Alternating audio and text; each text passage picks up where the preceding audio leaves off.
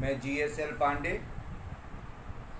आज आपके लिए हिंदी में अति लघु उत्तरीय प्रश्न लेकर आया हूँ और ये DLED के विद्यार्थियों के लिए चुने गए हैं, लेकिन इनके साथ साथ B.Ed और विभिन्न प्रतियोगी परीक्षाओं को देने वाले विद्यार्थी, उनकी तैयारी करने वाले विद्यार्थी भी देख सकते हैं। उनके लिए भी बहुत उपयोगी हैं। ये प्रश्न आपके सामने प्रस्तुत है। प्रश्न 1 है, संयुक्त स्वर कौन कौन से हैं? ध्यान दीजिए, संयुक्त स्वर पूछे गए हैं तो इसमें संयुक्त स्वर 4 हैं। ए, ऐ, ओ, औ। ये 4 स्वर संयुक्त स्वर माने जाते हैं। अगला प्रश्न है, लड़की गा रही है। इस वाक्य में संज्ञा बताइए। आपको संज्ञा का चयन करना है, तो यहाँ पर ध्यान दीजिए कि संज्ञा लड़की है। लड़की शब्द संज्ञा है और यह जातिवाचक संज्ञा है। अगला प्रश्न है, सौरसेनी अपभ्रंश से कौन सी हिंदी बनी? ये सौरसेनी अपभ्रंश हिंदी से पहले अपभ्रंश देश में व्याप्त था, तो अपभ्रंश की से हिंदी बनी। और सौरसेनी अपभ्रंश से कौन कौन सी हिंदी बनी, यह जानना चाहते हैं। तो पहला है, इसका सही उत्तर है पश्चिमी हिंदी बनी, राजस्थानी हिंदी बनी और गुजराती हिंदी बनी। इस प्रकार से 3 हिंदी की उपभाषाएं इससे बनी हैं। अगला प्रश्न है, प्राण शब्द और आत्मा शब्द, इन दोनों के वचन बताइए। तो प्राण जो है, ध्यान दें कि प्राण बहुवचन में प्रयुक्त होता है और आत्मा एक वचन में प्रयुक्त की जाती है। इन शब्दों को ध्यान रखना है, ये बहुत इंपॉर्टेंट शब्द हैं। अगला प्रश्न है, चांद पर थूकना, इस मुहावरे का अर्थ बताइए। चांद पर थूकना, इसका अर्थ है अच्छे व्यक्ति की निंदा करना। और अगला प्रश्न है, जिसको बुढ़ापा न आए उसे क्या कहते हैं? तो ध्यान दीजिए, जिस व्यक्ति को बुढ़ापा नहीं आता कभी, उसे अजर कहते हैं, और जो कभी मरता नहीं है उसे अमर कहते हैं। अगला प्रश्न है, भ्रष्टाचार गहरी समस्या है। यह एक वाक्य है, इसमें कौन सा शब्द गलत प्रयुक्त किया गया है या अनुपयुक्त प्रयोग किया गया है? तो ध्यान दें, यहाँ पर जो गहरी शब्द है वो अनुपयुक्त है। यहाँ पर होना चाहिए कि भ्रष्टाचार गंभीर समस्या है। इस प्रकार से अगला प्रश्न है, संहार संदेह, इन दोनों शब्दों में कौन सा उपसर्ग है? तो इसका सही उत्तर है सम। सम उपसर्ग है, मां पर हलंत रहेगा और जब उसको संधि के रूप में प्रयुक्त करते हैं किसी शब्द के साथ, तो अनुस्वार के रूप में या ना के रूप में, आधे ना के रूप में यह बदल जाता है। अगला प्रश्न है, अड़ियल शब्द में प्रत्यय बताइए।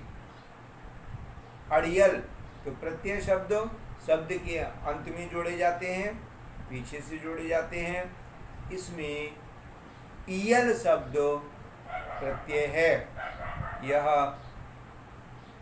भेषज प्रत्यय है यानी हिंदी का प्रत्यय है, अड़ियल है, और अड़ियल शब्द में ईयल प्रत्यय लगाया गया है।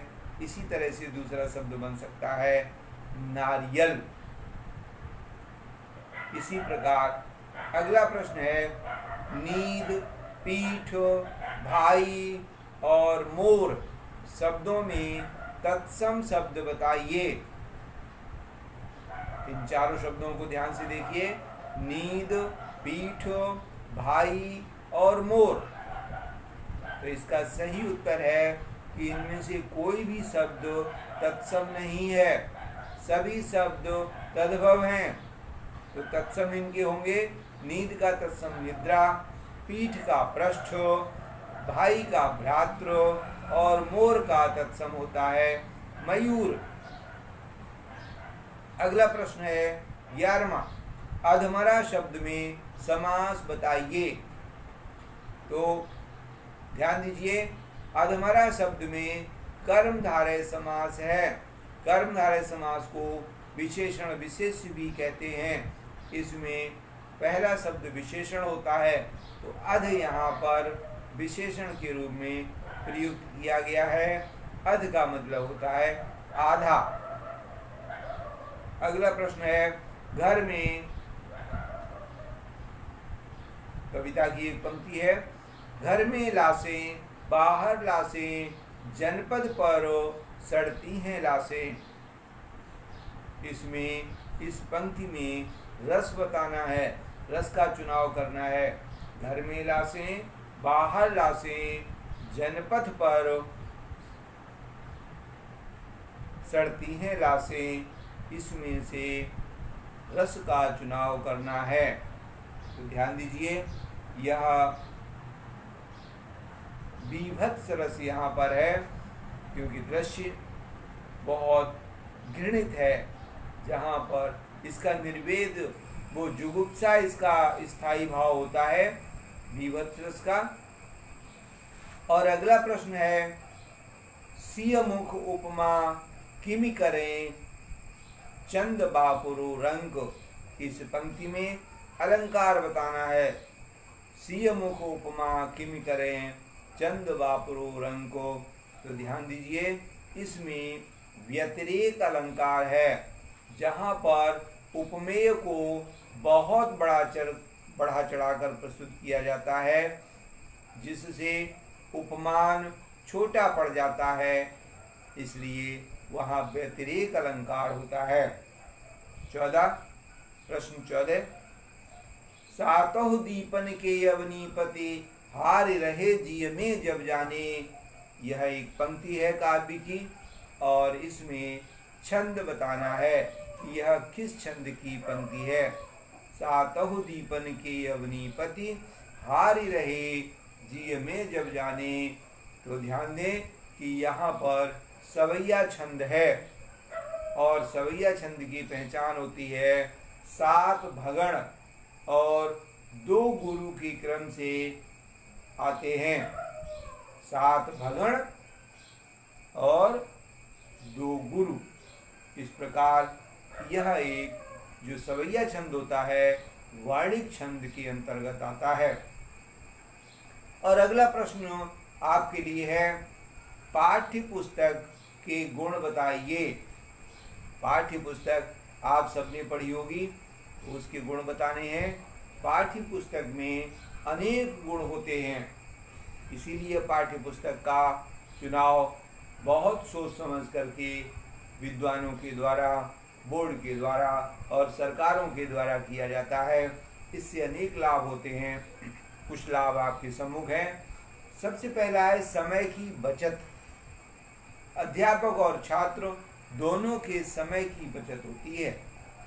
दूसरा गुण इसका होता है कि छात्रों की पुनरावृत्ति का अवसर। छात्र अगर पढ़ाए गए पाठ को दोहराना चाहते हैं तो उनके पास पाठ्य पुस्तक रहने के कारण वे उसे घर पर दोहरा सकते हैं, या कक्षा में ही खाली समय में दोहरा सकते हैं। और जब कभी उसको दोबारा से उस पाठ को पढ़ना चाहें 4 महीने 6 महीने बाद भी, तो उसे पढ़ सकते हैं। और अगला गुण है छात्र और अध्यापक दोनों के लिए उपयोगी। पाठ्य पुस्तक जितनी छात्रों के लिए उपयोगी होती है उतनी ही अध्यापकों के लिए भी उपयोगी होती है, क्योंकि अध्यापक भी पाठ्य पुस्तक की सहायता से ही कक्षा में अध्यापन कार्य करते हैं। साधारणतया अध्यापकों को पूरा पाठ कंठस्थ होने की क्षमता कम ही देखी गई है। वे भी पाठ्य पुस्तक का सहारा लेते हैं और उसी की सहायता से अध्यापन कार्य करते हैं। अगला गुण है गृह कार्य देने में सहायक। पाठ्य पुस्तक के कारण अध्यापक गृह कार्य को आसानी से दे देते हैं और छात्र भी गृह कार्य अपने चुने हुए पाठ से कर लेते हैं। और अगली विशेषता है पाठों की सीमा का निर्धारण। पाठ्य पुस्तक में पाठों की संख्या निश्चित रहती है। अगर पाठ्य पुस्तक न हो तो दोनों किंकर्तव्य मूड हो जाएंगे। छात्र भी नहीं जान पाएगा कि मुझे कौन कौन से पाठ पढ़ने हैं और अध्यापक भी नहीं जान पाएगा कि मुझे क्या पढ़ाना है। इसलिए पाठ्य पुस्तक अपने शिक्षा विभाग में सबसे उपयोगी उपकरण है छात्रों के लिए। ध्यान दें। इसके साथ आज का वीडियो यहीं समाप्त होता है। मित्रों, कल फिर एक नए वीडियो के साथ आपसे मिलेंगे। जय हिंद।